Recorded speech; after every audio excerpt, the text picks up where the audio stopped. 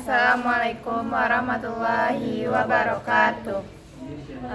Kami dari kelompok 2 akan mempresentasikan laporan dari hasil video mini riset kami yang beranggotakan saya sendiri, Afsyelia Anugrah Putri. Saya Zahra Putriani Amril. Saya Jabir Rahmatullah. Di sini kami akan membahas tentang analisis pengelolaan keuangan masjid berdasarkan ISAK 35 pada Masjid Al-Irsyad Pebatungan, Kota Baru.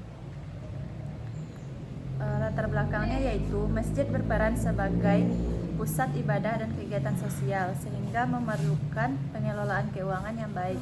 Dana berasal dari infak, sedekah, hibah, wakaf, dan donasi.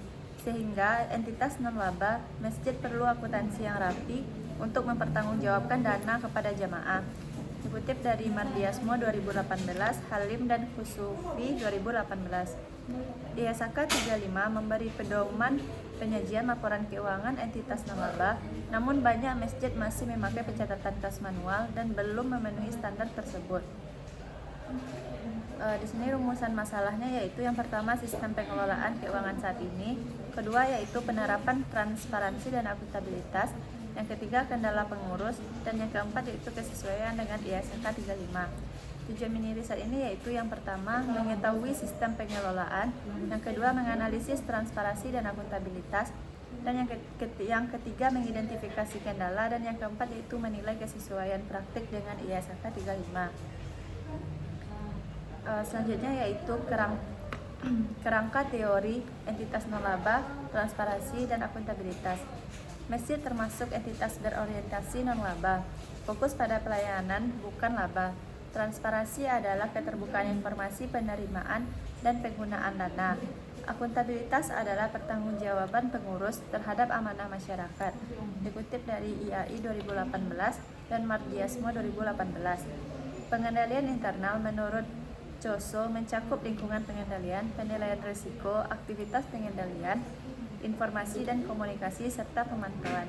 Selanjutnya akan dijelaskan oleh rekan saya kepada Jabil, dipersilahkan. Selanjutnya metode mini riset. Yang pertama, metode dan lokasi. Menggunakan pendekatan kualitatif, studi kasus pada Masjid Al-Irsyad Pebatungan Negari Kota Baru, Kecamatan Kubung, Kabupaten Solok, Sumatera Barat. Informasi utamanya itu dari Bendahara Revo Diwaria. Teknik pengumpulannya yang pertama observasi lapangan, yang kedua wawancara semi terstruktur dengan bendahara, yang ketiga dokumentasi yaitu buku kas, struktur organisasi, foto, dan dokumentasi administrasi. Analisisnya itu model analisis interaktif Miles, Kugerman, dan Saldana, reduksi data, penyajian data, dan penarikan kesimpulan. Hasil utamanya yaitu yang pertama sistem pencatatan. Pencatatan masih manual atau bisa disebut dengan buku kas, tidak memakai aplikasi akuntansi. Dokumentasi bukti transaksi belum lengkap. Yang kedua sumber dana.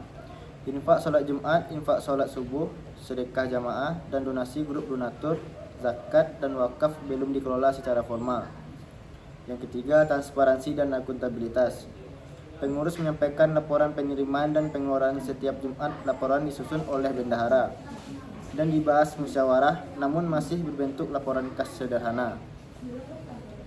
Selanjutnya temuan pengendalian internal dan kesesuaian ISAK 35. Pengendalian internal menunjukkan kelemahan pemusatan tugas pada bendahara atau penerima pencatatan dan penyimpanan, dan belum ada audit berkala. Pengurus belum mengenal ISAK 35, sehingga laporan belum memuat 5 komponen laporan keuangan yang disyaratkan, seperti posisi keuangan, penghasilan komprehensif, perubahan aset neto, arus kas, dan catatan. Selanjutnya dilanjutkan oleh saudara saya Zahara. Selanjutnya yaitu kendala dan harapan pengurus. Kendala utama yaitu pencatatan manual menyebabkan risiko kesalahan, kesulitan verifikasi, dan kurangnya laporan lengkap sesuai ISAK 35.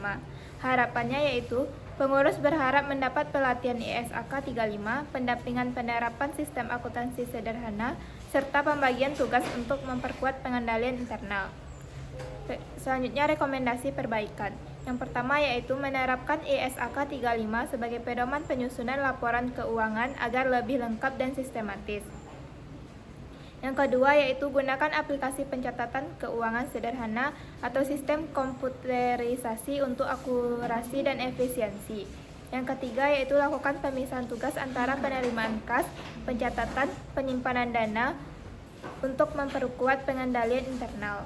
Yang keempat yaitu lengkapi setiap transaksi dengan bukti pendukung dan lakukan audit untuk pemeriksaan internal berkala.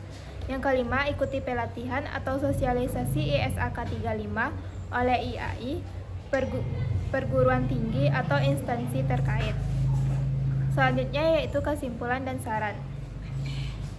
Kesimpulannya, pengelolaan keuangan Masjid Al-Irsyad masih sederhana dan manual. Transparansi dan akuntabilitas sudah ada dalam bentuk penyampaian laporan kas tiap Jumat. Namun pengendalian internal dan penerapan ISAK 35 belum optimal.